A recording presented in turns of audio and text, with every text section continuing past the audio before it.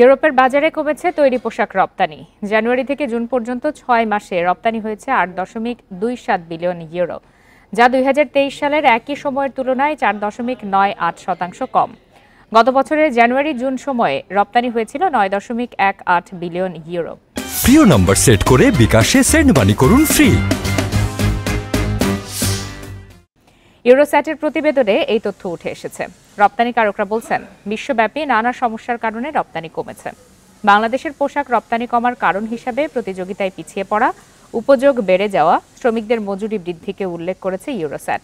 এদিকে ইউরোপের বাজারে জানুয়ারি জুন সময়ে নিটওয়্যার রপ্তানিও কমেছে 8.58%। তবে ওভেন গার্মেন্টস রপ্তানি 0.28% বেড়ে হয়েছে 3.74 বিলিয়ন ইউরো।